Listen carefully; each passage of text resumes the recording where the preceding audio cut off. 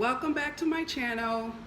If this is your first time, please hit the subscribe button, and that way you will be notified every time I upload. If you are returning, thank you for returning, and remember, stay tuned and keep watching my videos. So I am presenting at a national conference in about, I'm looking at my calendar, in about 2 weeks. So I thought it would be good for me to come on here, and for all of you who are presenting at a conference soon or wish to present at a conference, I am going to give you my 5 essential tips for presenting at a national conference. If you see me looking down, I have this beautiful planner that I bought at Staples about 3 weeks ago. And what I like about this is, if you look, I don't know if you can tell because of the light, but it's fairly thick, or it's really thick, and it has 3 sections. So the first section is lined like you would expect from regular notebook.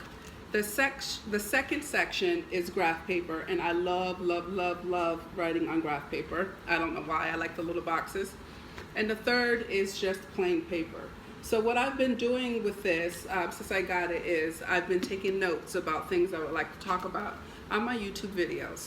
And so my notes are here about the 5 essential things that you must do when you present at a national conference for PDE, or I think this will work with any PD you present at.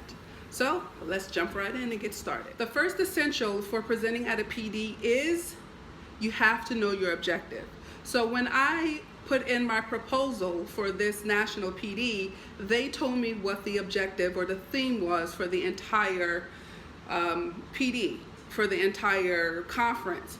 And so that was college and career readiness. So when my proposal was submitted to them, I made sure that I tied in college and career readiness to my proposal. And lucky for me, it was accepted.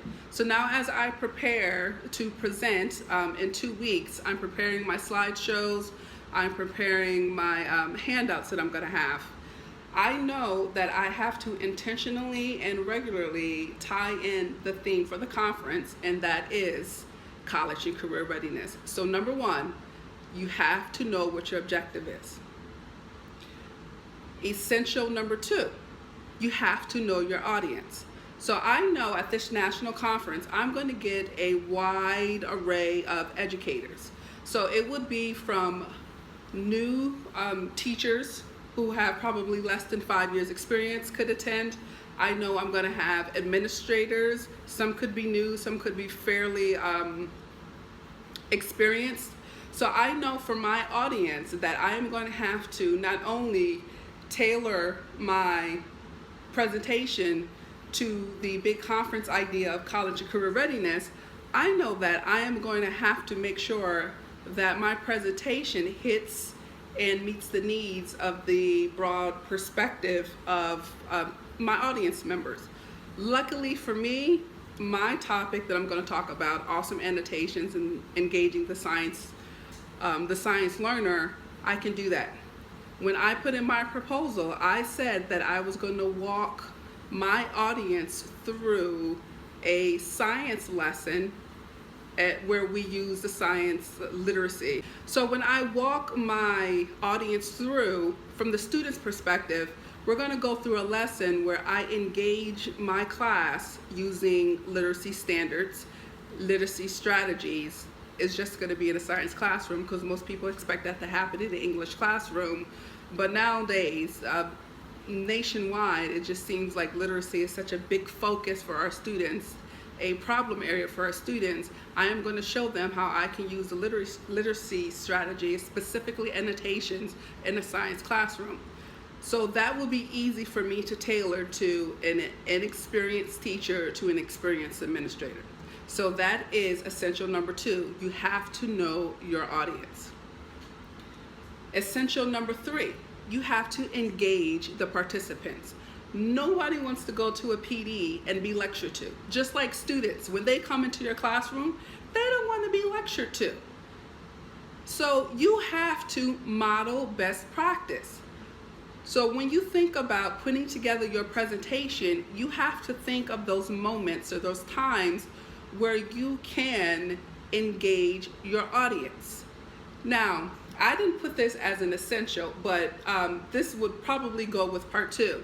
Know your audience. These are not students. Do not treat them like young adults. Do not treat them like kids. These are grown people who came to get adult advice. So when you engage your audience, don't treat them like your 3rd grade class. I'm doing mine for a lesson I did with middle school. I am not going to treat them like middle schoolers. Even though I am going to walk them through from a student's perspective, I am not going to treat them like middle schoolers. I'm just going to show them this is what I did that was successful and it worked for middle schoolers, but I'm not going to treat them like middle schoolers. So I am going to engage my participants. And I have been going through my presentation several times, and I'm trying to think of those points where I can really engage them, where they can talk to one another, where they can ask questions, where I can put technology into the lesson so that I am not lecturing to these people and they are not sitting there and listening to me run my mouth for 60 minutes. So that is essential number 3, to engage your participants. Number 4, be personable. This is really big for me because people learn from people that they like.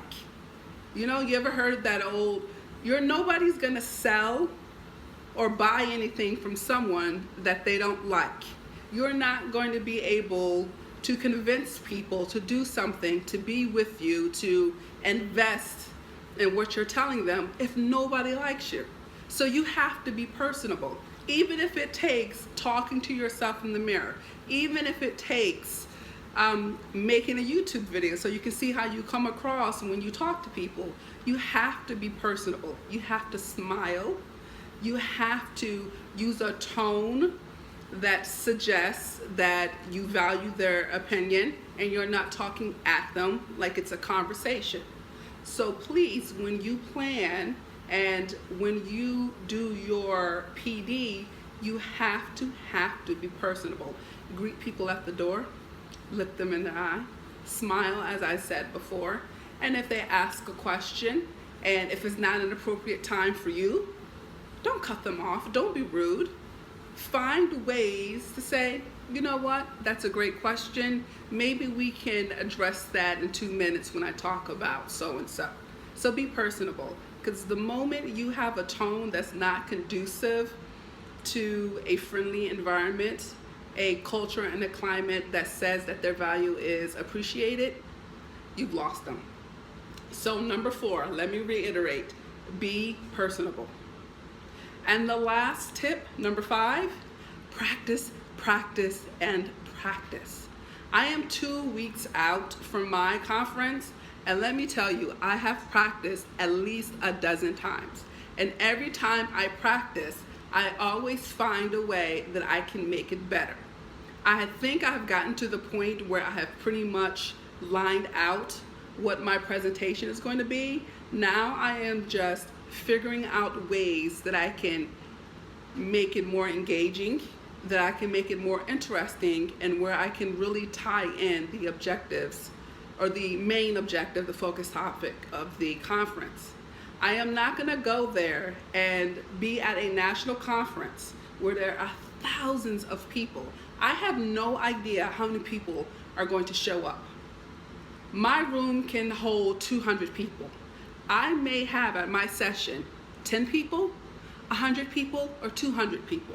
I cannot walk up there and present and be confident if I have not practiced. So if something is not the way that I planned for it, I have practiced so much, I can go around it. I am not going to stumble. I am not going to be, I'm not going to be scared because I have practiced. I know what I need to say. I know how I'm going to say it. So if something comes up, I'm not going to be put off for it, by it. So that is number 5, practice, practice, practice. Again, let me just reiterate what I think the 5 essentials are for when you present at a national conference or at any conference. Number one, know your objective. Make sure your lesson ties into the conference's overall objective. That's why the people are there. And you have to make sure that you tie in your lesson, your plan to what the overall conference is tailored to. Number two, know your audience. Know your audience so you know how to prepare your PD. 3, engage the participants. The days of you standing up and lecturing to anyone, to students, to adults, those days are over. Everyone wants to be engaged at some point. So make sure you engage your participants. What that looks like, how that looks like, depends. And if you're interested in a video of me explaining how you can engage adult learners, you let me know, put something down in the comments, and I'll do a video for you. Number 4, be personable. Nobody wants to be in a room for 60 minutes, 90 minutes, 2 hours, 30 minutes even, with someone they do not like. So just remember those soft skills: smiling, saying hello, using great tone of voice. Be personable. And lastly, you must practice, practice, practice. That's it for now. If you have any suggestions or any questions, please let me know. I'm open to feedback. Just leave a comment below. And again, if this is your first time, thank you for visiting my channel. Make sure you hit the like and subscribe button. And if you are returning, thank you for returning. And if you have any suggestions for me, leave them in the comments below. Until next time.